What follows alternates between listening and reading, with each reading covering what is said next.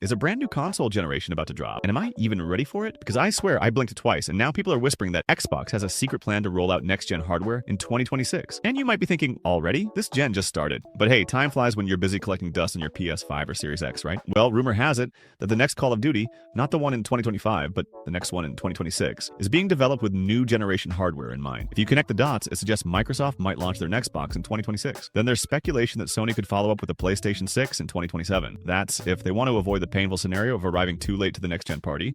Nobody wants to be the last kid on the block with the outdated console, especially if your competition's already flexing new ray tracing wizardry. So let's talk about this generation. I mean, did it really exist? Because half the time, it felt more like a ghost. With the pandemic messing up supply chains, consoles were rarer than shiny Pokemon. Then when you finally found one, it was bundled with 18 controllers and a random sports game for triple the price. Meanwhile, big releases often still launched on PS4 or Xbox One, so you're stuck asking, wait, what's new about the new generation if everything's cross-gen anyway? Also, let's not forget that bizarre moment where console prices actually went up mid-generation. Historically, you'd expect a price cut after a year or two, but not this time. If you didn't snag a console early, you might have ended up paying more.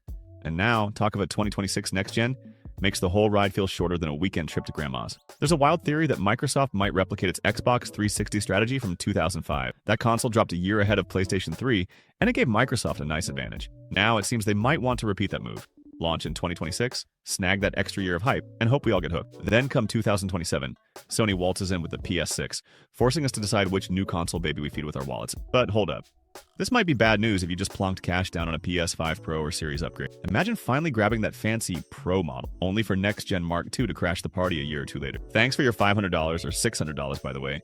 Here's a brand spanking new console generation. Corporate courtesy at its finest. Let's be honest, the Pro editions mostly cater to the hardware geeks who absolutely need the best frame rates or highest resolution. Folks who'd probably be better off with a PC if they want that top-tier, day one performance. But hey, no judge. If you're rocking a PS5 Pro to brag about your 4K visuals, more power to you. The real question is whether the next generation will overshadow these Pro models so fast you'll feel like you got mugged in broad daylight. A year or two of Pro usage might not seem so sweet if a brand new console is breathing down your neck. Some people argue that if the next gen does arrive in 2026 or 2027, we'll remember this generation as the most awkward in console history.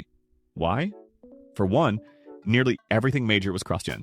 Then we had the pandemic, which disrupted development schedules, slowed hardware production, and created a sense that the generation never fully took off. Certain games touted themselves as purely next-gen, but didn't quite blow our socks off visually. Did we ever get a true only possible on next-gen moment that left our jaws on the floor? We also can't ignore the push for games as a service that fizzled out in some corner. Sony famously dabbled with the idea, rumored to be pumping out multiple live service titles, then started quietly dropping them one by one. Meanwhile, Microsoft is feeding us cross-platform goodies.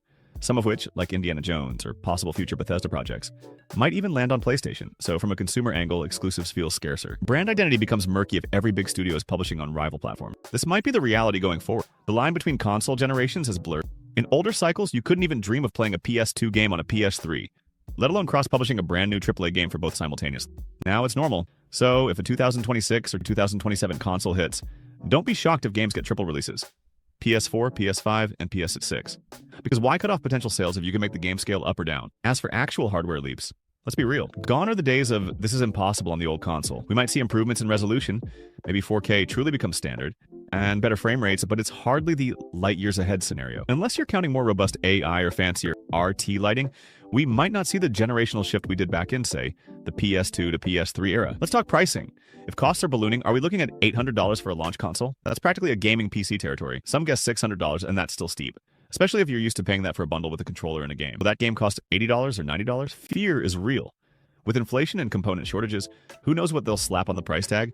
And you just know these companies might release an all-digital version, lacking a disk drive at a slightly cheaper rate. That's a brilliant way to push you into their digital storefront, controlling your library. But hey, we saved you $50. Meanwhile, the secondhand game market weeps in a corner. In the swirl of next-gen rumors, there's also talk of an Xbox handheld. Maybe Microsoft wants to jump on the portable bandwagon, seeing how Switch and Steam Deck found success. If that's real, it might further complicate the generational timeline. Perhaps you'll see an Xbox handheld in 2025, a main console in 2026, and then Sony's new hardware in 2027. The only guarantee, our wallets will be gasping for air. Like if an Xbox console truly drops in 2026, we could get an official reveal sometime in 2025. Typically, they reveal hardware a year ahead for maximum hype. Same with Sony. If PSE6 is 2027, 2026 might be full of teasers, showcases, and press events. All the while, we're over here, still complaining about the backlog on our old consoles that might only be 5 or 6 years old by then.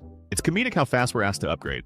The pandemic shortened our sense of time, or maybe it just messed with how we track console cycles. Either way, get ready for a new wave of hype. If you think you can skip this next generation, good luck ignoring marketing buzz.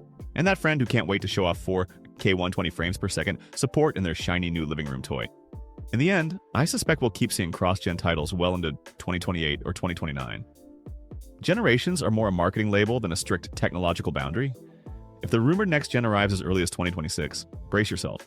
It might feel like we hardly tasted the full potential of current consoles. But that's the modern gaming roller coaster. Shorter rides, bigger lines, and inflated ticket prices. So how do you approach it? Maybe hold on to that Series X or PS5 if it still makes you happy.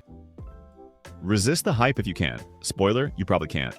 Because once the rumor mill starts pumping out 4K super ultra hyper resolution, your self-control will be tested. Who knows, maybe by 2026, it'll be 8K or 16K. Or 4K is the new retro. The gaming train never stops, and neither do the marketing campaigns.